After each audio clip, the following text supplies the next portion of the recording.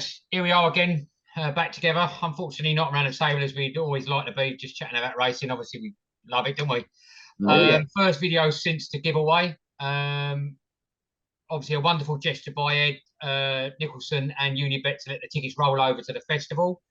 So fantastic news for the winners there. Shame they couldn't go to the International Hurdle Day. Obviously, the weather's put paid to a lot of racing lately, hasn't it? Yeah. So yeah, obviously that couldn't happen, but obviously fantastic news for them for that. So folks, we've got together again tonight to try and put a quick video together. We're going to look at the big one at Christmas, the King George, and then we'll have a little mention for the Grand National as well, following not too long after that. So obviously won by Tornado Flyer last year, which was a bit unexpected, let's be honest. Yeah, very unexpected. Yeah. This year, obviously, we've got, a different field. If we look at our friends at Unibet, we've got an interesting card as it stands. You've got Bravesman Game heading the odds at the minute, 7-4. The Hom Press 9-4. Hitman 7-2. Envoy Allen at 6-1. Then you do look into the bigger prices. Mark, your boy at Froden at 14-1. Eldorado Allen, 16's nice price for Eldorado Allen, if you ask me. Jamie's mate Protector there at 20-1.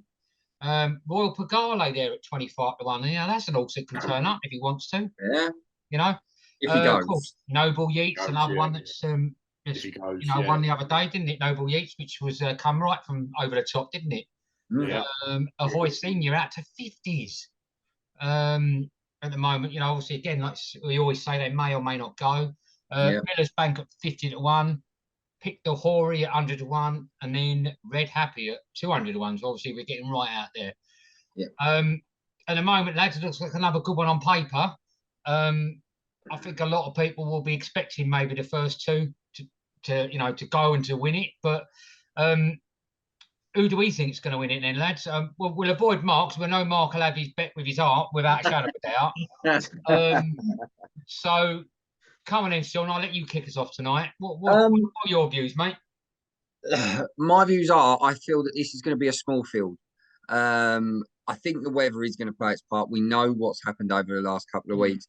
It does look like it's going to start swinging into the national hump favour, where it is, it's going to be wet. It's going to be boggy. Yeah, it's definitely rain forecast, isn't it, for the I mean, I look out now, and we were just discussing the one I got shares in Hacker. Thankfully, runs tomorrow. Loves it heavy underfoot. Just started raining around this way, not far from Linfield, which is a touch. And that kind of looks like the forecast for the next 2 weeks. I mean, I've looked at the weather, obviously, like a lot of people in the last few days. Purely for travelling to work, whatnot, and all that. Of course, stuff. And it, most of the days you can see the little rain dots on the clouds and that. Yeah. I mean, that's always going to put paid to a couple of people's races anyway. We know some of these don't really want it boggy on the foot, unfortunately. But there is one that stands out to me, Le Hom Presse, that we saw what Venetia got out of the horse, Charlie Deutsch got out of the horse, say at Cheltenham, goes and does it at Newcastle not so long ago. The weather conditions will be just perfect for a Venetia horse. We know how she likes that real give underfoot, almost where it's just flatline water everywhere, where they're almost running around with snorkel and flippers on. You can't count out Nichols with the form that he's going into this, with the horses he's got.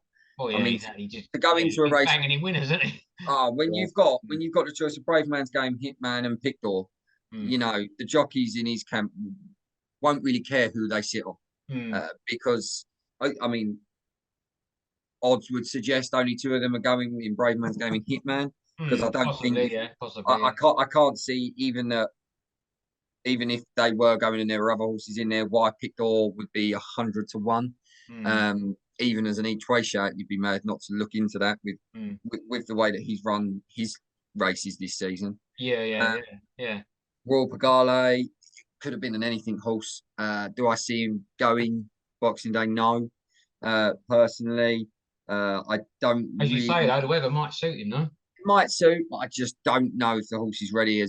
Hasn't had a chance to get into a run this year before. No, exactly. It's had a problem itself, isn't it? I think it's do I see Envoy Allen coming over? No, I don't think that they would even be silly enough to risk bringing the horse over here if we're still very much unsure of forecasts over here. With the racing they have over in Ireland as well, between Boxing Day and the second exactly. week of Yeah. January.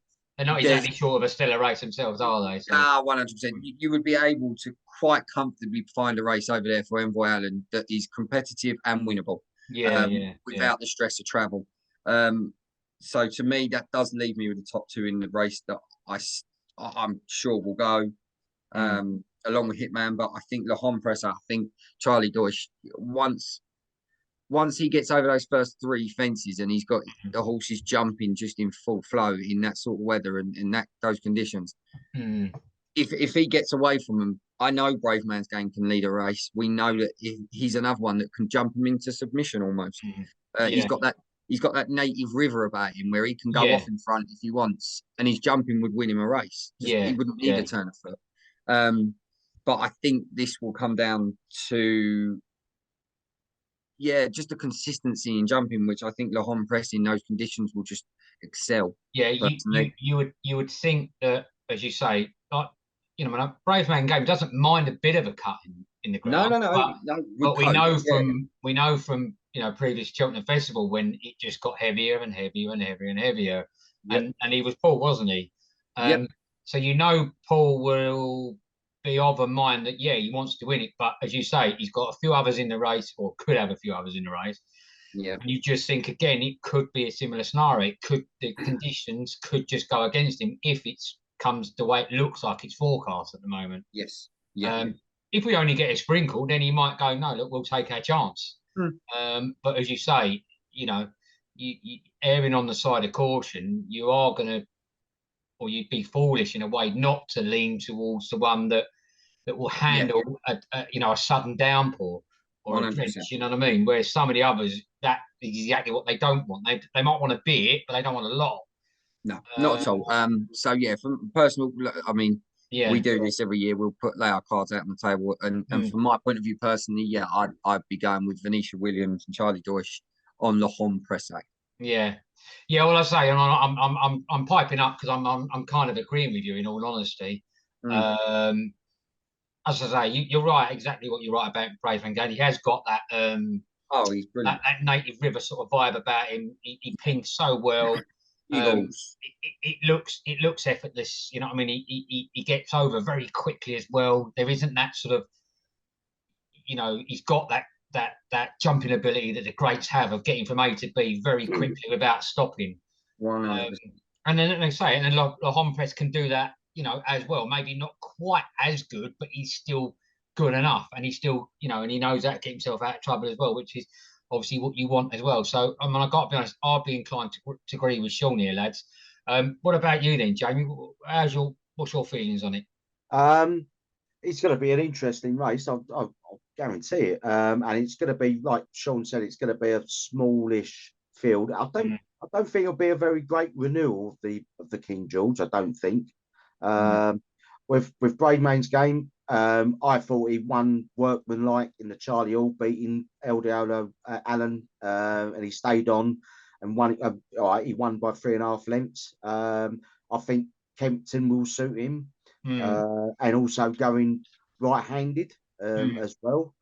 I think also, to me, you should not really count out Frodon, especially in the King George, where he's won there before. But last year he finished 4th place in the race, and now Barney Frost now is back fit, and we saw a tweet from Paul with a picture of Barney Frost on the gallops with Frodon. So I know he's a 10-year-old. You can't really dismiss him with this race.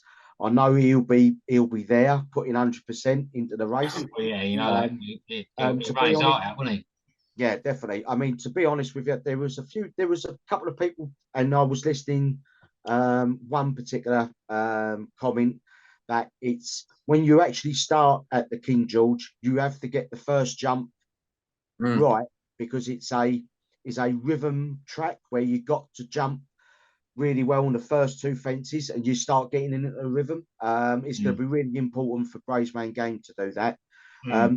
With the Hompress, I thought to be honest, it was in a handicap, so he was top weight. I'm not sure Kempton would suit him, because I think it's a sort of a tight, speedy track for him. He's a big horse, but he's got a lot of ability. But I thought he jumped really well in the rehearsal chase. Even though that was 2 miles 7, he's going back up to 3 miles. I I'm just looking at it, I think that's probably, I think really now looking back at those, ideal bit of prep though, wasn't it? Because as you say, top weight, but and he only won by the length, but no, yeah, he did enough. Do you know what I mean? And I think that would have been good for him, just a good prep for this. I mean, he wouldn't have had to blow too hard. Do you know what I mean? Yeah, exactly. And still got the job done. I think the ground will definitely suit him. It's going to be the good old fashioned winter ground where it's going to be a little bit tacky. Yeah, I think, and I don't think the actual race will be as in the chase course will be open up because the King George is going to be run a little bit early, I think. So, well, let's be honest, lads, we don't really want it bottomless, do we? Because we want it to be a competition. No, yeah. Of course. Obviously, if you back one that loves it bottomless, then obviously you would kind of hope it is. But from a spectacle point of view, we want it. We don't want it to be too far one way or the other. We want a nice sort of happy medium, don't we? Because we want a competition. I mean, just remember, Kempton drains very well because it's a chalk base ground underneath the turf. They will drain very quickly. Yeah. So I reckon it will be like sort of good to soft, but it'll be a sort of it'll be like old winter tacky ground anyway. That will be really good for the press. Eduardo Allen will be a spanner in the works, I reckon, in the race. I think he'll definitely be in the mix. He's been in the last third of the race. He's always there, and he's done well. He's another bit of a throwed on, isn't he? I mean, he wears his heart on his sleeve and he tries to the final. I mean, he's finished second twice. One in the Charlie Hall, and then the other one was in the Betfair Chase. Yeah. And I think the Betfair Chase. I think one was 1 furlong too long for him. He should be in the. Me personally, I think he'd be in the top 4. I think Avoid Senor. I don't think he'll be running there. I'm just not very confident with his jumping at the beginning because it's like you're starting a car up.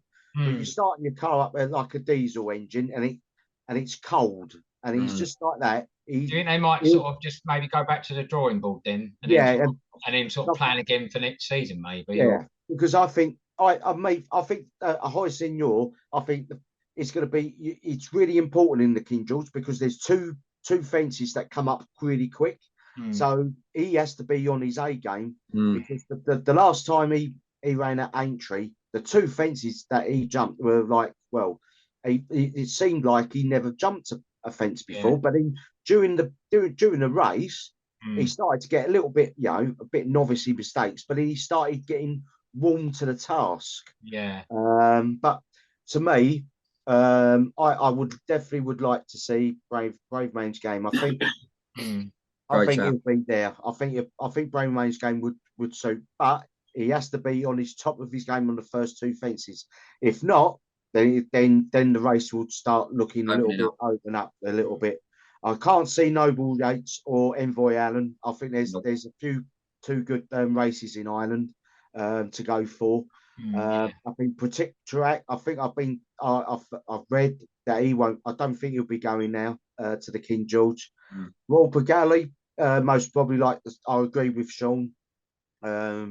I think he needs to. I think this is a bit a grade 1 too much for him. I think he needs too early. Yeah. It's also, to be fair, they've also entered him in the Welsh Grand National. Yeah, we're about to talk about anyway in a minute. So and at 20 to 1 in a Grand National field kind of makes you feel like maybe that's a. I mean, look, it's a. Pardon the turn of phrase, but it's a bastard of a race, that Welsh Grand National, because it's a tough, boggy ground. I mean, also that Welsh Grey National was a handicap as well. Yeah, This so one's a grade 1. You could chuck him in there, and like I say, we'll talk about that in a moment. But yeah, like I say, I agree. Yeah. There's other plans. But for me, I think Bravemain's game for me. I think Lorraine Pressay is definitely I think they are talking about he's a gold. Is he? They're thinking of a Gold Cup horse, Lorraine Pressay. It's been mooted, hasn't it? Yeah. Yeah. So I reckon this could be like the prep for him because for the Gold Cup 3 miles. All right, he's going right. He's going right-handed, but he's won left-handed at Cheltenham. So we'll see how he does. But I think Bravemain's going for me. But don't count out with Frodon. Definitely. Okay, then, Mark. Well, that leads us nicely onto yourself. So, how many lengths does he win by? No. Well, I'm not going to say. Are you going to go heart or head?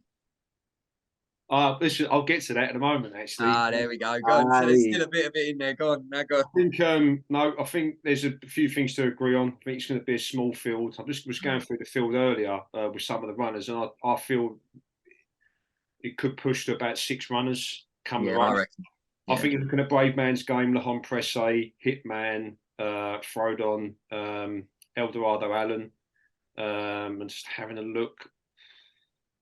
I reckon Miller's Bank might go. Yeah, I think you've got to get another one in there. I think I agree with you. A horse in I don't think it's going to go. Royal Begale, Protectorat, Noble Yeats. I think these ones, even though they're entered, but I think it's going to be small for. But we get to the nitty gritty of this race, don't we?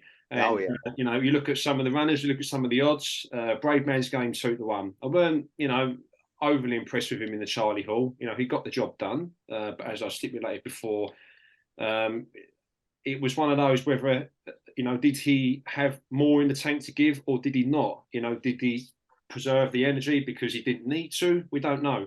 But we all know at Paul Nicholls, he's got a fantastic record in this race, isn't he? Some of the winners he's had over the years. Lahon Pressay, he is one of the danger horses in this race. He's going to get the rain. Venetia Williams and Charlie Deutsch, it's fantastic, with these. And like what we said about, you've got to jump the first couple of fences if you get it right. And if he gets it right with Lahon Pressay, he's going to travel well. But you're not come up against a horse who went into this race a few years ago at 25-1 and everyone doubted him. And he jumped every horse into submission. And I'm talking about my boy Frodon. And I think he's got a big chance to potentially cause an upset. That's my heart. That's the heart part, Sean. He's got to be in there. He's got to be in there. But my head is luring towards Lahon Pressay in this race.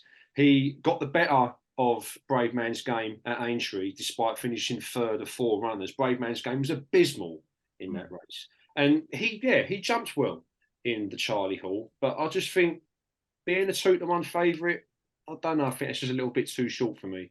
I think Lahon Pressay is a very good price at 9-4. You've got Hitman in there. There's another good one for Paul Nicholls. Envoy Allen, Jamie, you stipulated earlier.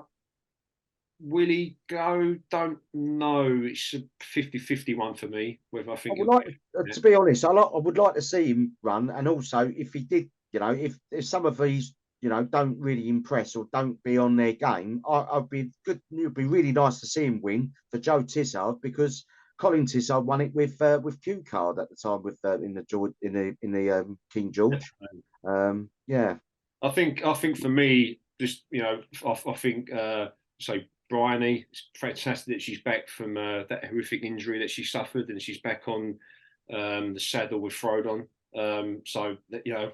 Whenever I see that horse run, there's every chance. The horse always gives 110%. So I think he's going to be up there for a placing. But for me personally, who do I think is going to win the King George this year? I think it's Lahon Pressay. I think that if it gets the rain, which it's predicted from now until race day on Boxing Day, it loves the grueling, wet, sticky mud conditions. And I think it will have a battle with some of these horses. I'd love to see a tussle between him and Frodon. That's what I'd love to see. I think Bravemain's game could be up there as well. Hitman, luring, Eldorado Allen. As I said, it's a tough nut to crack. Like seconds, last 2. I mean, I can see when the take gets from the starter and starts it off, I can see Foden be at the front and galloping forward and taking the actual, putting the pace on and starting. Yeah, you know, I do as well. Yeah, I totally agree with that. I think it'd be, the King George is I've never been to Kempton before, but, watching it on the telly a few times, it looks a very sharp course. The horses want to get their positions very early for the few fences that come thick and fast. So positioning is the key, as we've always said in every race. But heart says Frodon, my head says La Presse for the King George this year. The forecast. That's it, yeah. I know you said that. But I'm inclined to agree with you, mate. I just think, given the forecast, I just think it's going to steer away from Braesman game favour towards the Presse. And there's nothing they can do about it because they don't control the weather. But I just think, like you say, Sean touched on as well about the weather as well. I can completely understand Jamie's point of view that Braesman Games knows how to jump a fence. There's no doubt about it. And given the opportunity, he can jump anyone into submission. But I just don't know if the conditions are going to favour him. That's all. I just think it's going to, as the days go by, it's like the old countdown clock. It's going to, it's going to go away from him and towards the home press, in my opinion. So, but okay, well, there you go. That's, Could it be a vowel consonant? It might be. might be a few words of choice words if you don't win. Anyway, right. So that's the King George looked at then, lads. So that's 3 for La Presse. And Jamie, you're sticking with Braesman's game. Yeah. So then let's turn our attention then to the national. The Coral National, as I suppose you should call it. But again, you'll always end up with a whacking great big field. There's no way I'm scrolling and reading out all these. There's about 51 entries at the moment. For the Welsh I'll just give you a couple on the top then, lads. So you've got Quick Wave at 9-2, Big Dog at 8-1, Galloping Bear at 8-1, Ask Me Early at 8-1, Pat's Fancy at 11-1, and then we go bigger with it after that, 14s, 16s, and on and on and on. I'll be honest, I haven't had a huge look at it yet, to be honest, if I'm completely honest with you. So, Mark, do you want to give us something? Yeah, there's one that I'm looking at, and it is at the moment. It's another Venetia Williams. It's the current favourite, Quick Wave, and I was just having a quick look at its last performance that it had in a national handicap chase at Sandown, I believe. Tingle Creek. Was you there? Tingle Creek Day. Was it the Tingle Creek Day? So yeah, so you guys was there. So tell me, Sean, Glenn, for you guys being there. I mean, I had a little quick look at Quick Wave beforehand. He seems to one. I think he's worthy of a 5-1 favourite for me in this one. What do you guys sort of from that? To be honest with you, there was 3 that I jotted down. Quick Wave was one that stood straight out to me.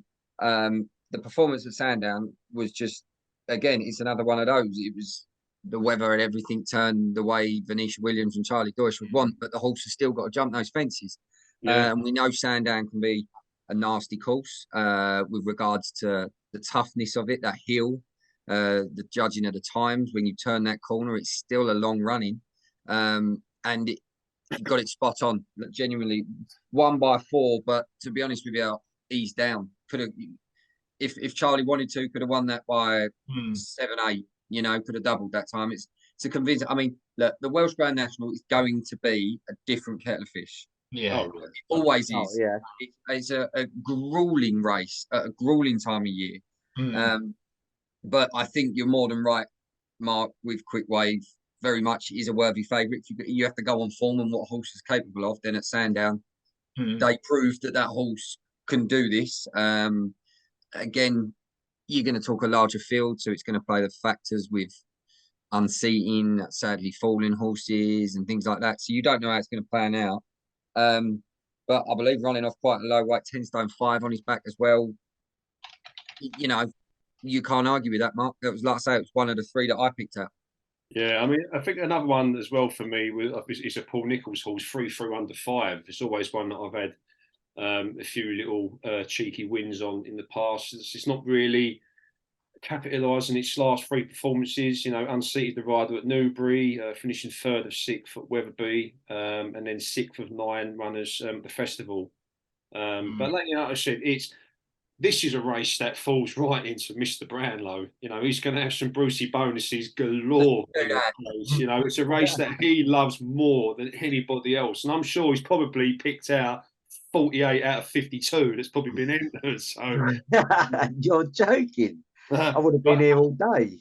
It is one of those. It's a grueling race. You've seen it over the years, where, you know, like, yeah, like it's more so than the Grand National. You know, like there's so many. Obviously, we don't like to see it, but fallers or pulled up, etc., etc. But it's a real tough grueling race compared to running at Aintree in April. But I just think for me, Venetia Williams and Quick Wave. I don't normally like going with a favourite in a national race. The only time we've ever really done that was Tiger Roll.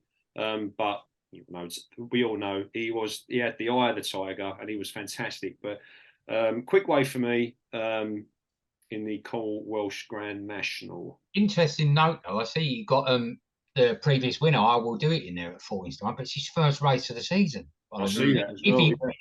Which maybe would lead you to believe he's not going to go, but there's no prep run at all for it. And the last time he ran was winning it. It's very interesting. It is very interesting with that. You'd think he'd want to give like a little pre-run out, but maybe, you know, maybe there's just a good tactic there, you know, just to take him straight there and run again. Yeah. So, I mean, who knows? Trainers that do really well with horses have been out of, or been off the track for so many days. Considering, like, if the horse has been not injured, or there's always some sort of an issue with the horse and been off with so many days, and that's why I've picked a big 40 to 1 outside that. Be nice each way if he does run, and that's nearly perfect. Trained by Neil King, and he's only 14 runners pulled up last time. Yeah, he's been off for 705 days.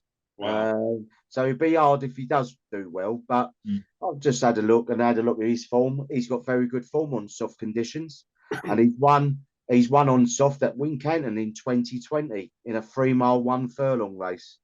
The other horse that I like, which would be another big price, which I looked on Sky Bet instead of Unibet, 20 to 1 with Eva's Oscar.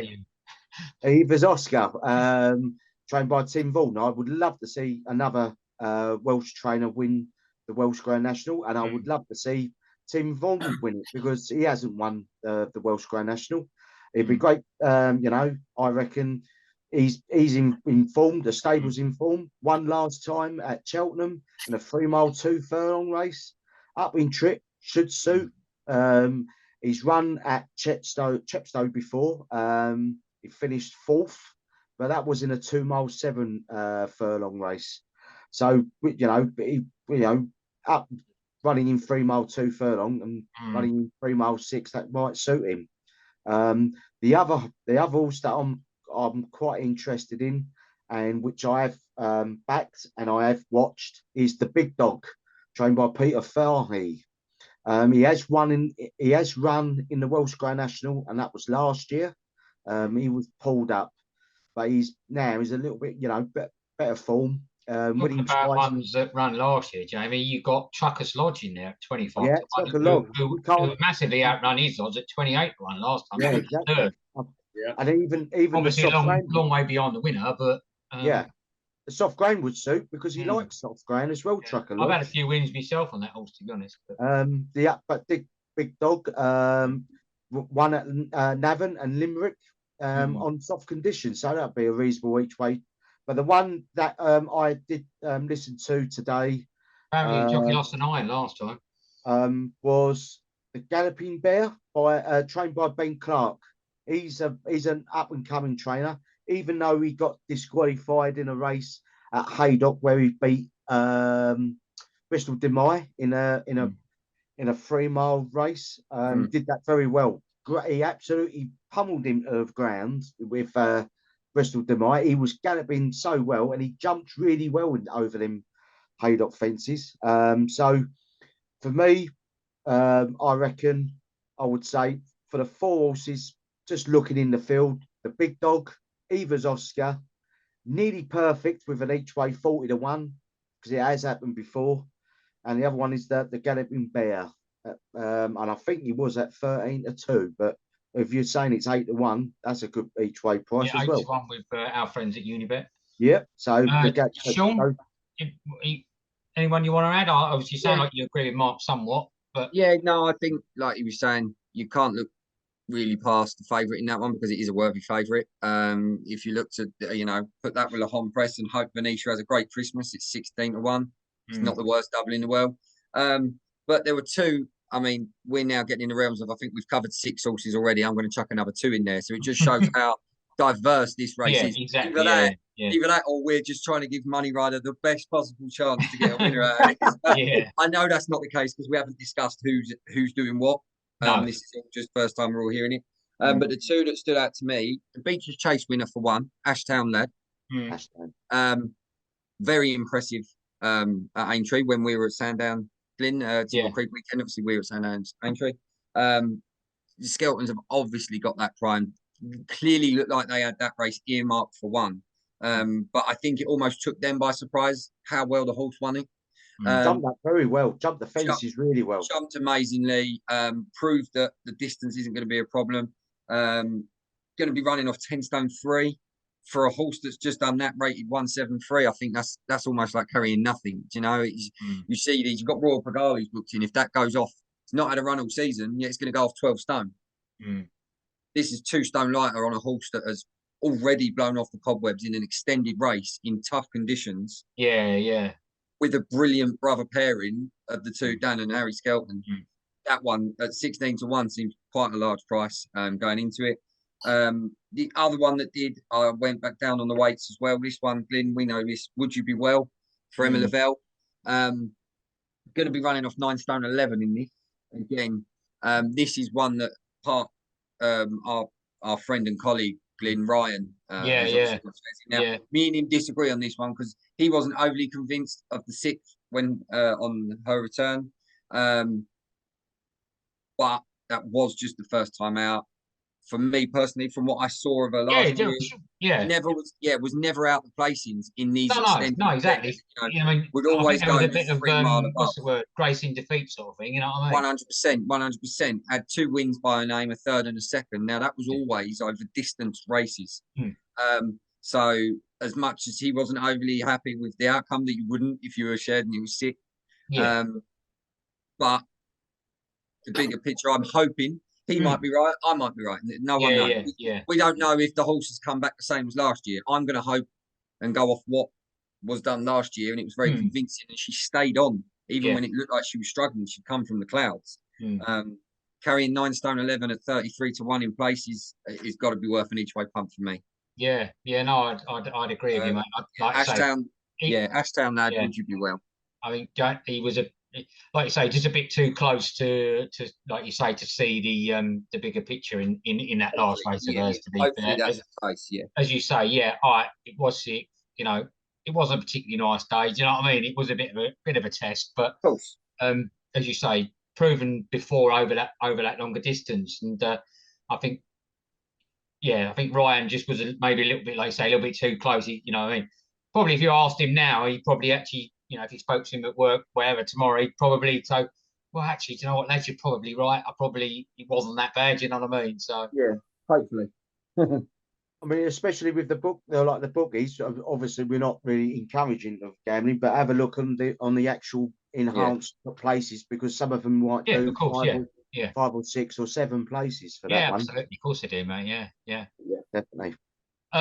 Right, so I've lost track where we are. Has anybody got? Have we had you? We haven't had you yet, Mark. Have we? Have you? Mark went first. You went first, didn't you? Yeah, quick way for me. Oh, of course it was. Yeah. So, that's kind of a stun, really, then, isn't it? Really, in all honesty, we've kind of gone round the clock, really. Then. What do you think, Glenn? Glenn, what do you think on the Welsh National? Well, as I say, I agree with some of the statements made. Do you know what I mean? I think like I say, you got I Will Do It. Like won it the other year, but as you say, first time out, will it go? It's a big ask, isn't it? You know what I mean? First time around. Quick Wave, as Sean said, did win very well when we was at Tingle Creek. Secret Reprieve was in the placing last year, I believe. would you be well? Like say, you know, a bit of sort of friend loyalty. You know what I mean? I'd have to look at that. Yeah, as you say, it is a big field, as we all know, and some will go, some will go. You know, Royal Pagala, you know, like say it's 16s. You know what I mean?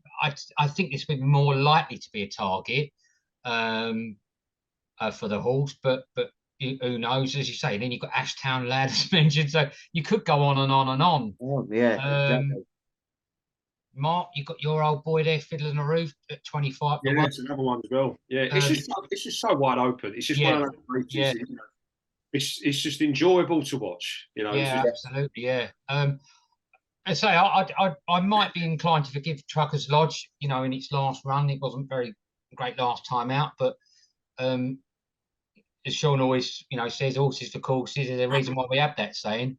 You know, and it outran its odds massively last time at 28-1. So, yeah, I think there's a lot you could throw your hat on, really. As you lads have alluded to, yeah, we do have a worthy favourite, in all honesty, given our work's run. It's Secret Investor at the minute in there as well, you know, and that also, you know, has put in some stellar performances over a long trip, you know. So I think there's a lot you could really go for. Who would I actually stick my neck out on? I don't know. I'd probably just take a punt and maybe, I don't know. It's tough, isn't it? You know what I mean? There is so many you could really look at, you know. I like the idea of Royal Pagala, if I'm honest, because again, as Sean, you know, alluded to, we should get the right conditions for the horse. It's Venetia Williams, but I suppose the tell will be who the jockey goes for, and let's be honest, it's probably going to be Quick Wave. Yeah. So maybe that might scupper me chances anyway. You know what I mean, from the outset. But yeah, as you say, Jay, there's lots of big names you could, you know, Lord de Menensil, however you pronounce it, Menensil. Again, another big price. It'd be interesting to see how the numbers, if the numbers dwindle down a bit, but we still get a big field, as we always know. Yeah, tough one, really. As you say, tough one. But I suppose I'd like to see Royal Pagala come back with a bit of a bang, really, if possible. But having said that, there are some that seem to have had, you know, like a nice prep run for this, like say Big Dog running well, Jay.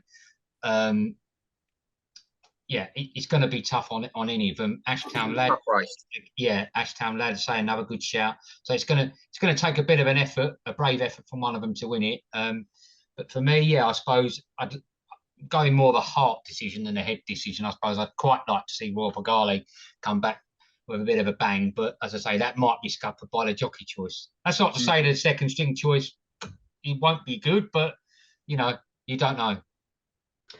Right, all right. Right.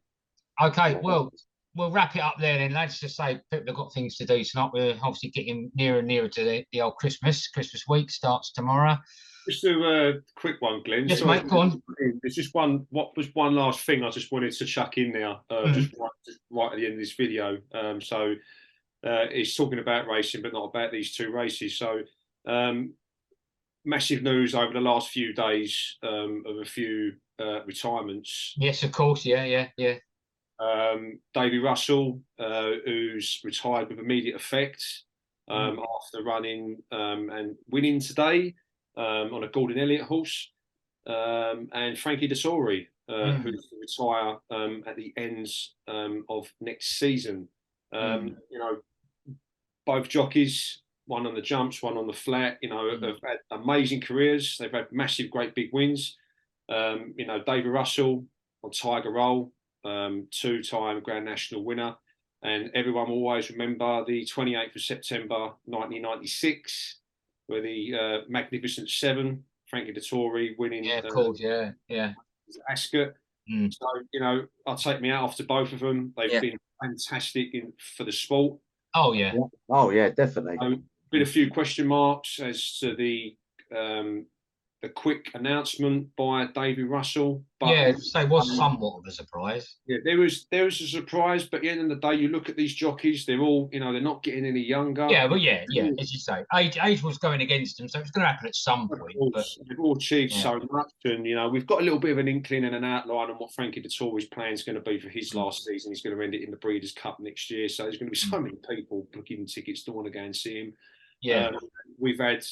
I'm sure all of us have had the opportunities to see both of them live at some time in our racing lives. And wish them all, David all the very best in retirement, and hopefully Frankie Dettori can pull off one last swan song dance in his last season and end it at the Breeders' Cup next year. Oh, yeah, it'd be nice to see him end on the old flying dismount, wouldn't it? Oh, it would be great. One last time. Yeah.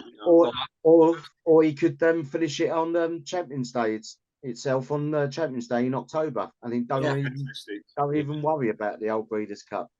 No. Well, I'd love to see him just, you know, do it. But again, you know, two great jockeys that we've lost, but we've got to start looking at the future of racing. Holly Doyle, Tom Marquand. Exactly that. Yeah. Exactly that. Well, Jamie's now struck off our friends at America off their Christmas card list, so he won't be getting Christmas card from them after that comment. Yeah. Okay, well, well said, Mark. I think, a nice way to end. I think that's well said. That's my speech for today. So we'll call it a night then, lads, and say we'll let people get back to their families. Loads of Christmas present wrapping to do, no doubt, and all that sort of stuff. So I suppose that all it really is to say is obviously hope everyone has an awesome Christmas, gets everything they wanted. Maybe we might get an horse. You never know. A soul share in a Gold Cup winner would be lovely if my family are listening. Might get a box at Cheltenham, sure. Yeah, a box at Cheltenham, yeah. Many things they can put on the list. So, as a pleasure as always, lads. Always great talk racing with you. And we'll see everybody again for the next video. Cheers. Merry Christmas. Merry Christmas, guys. See you later. Bye.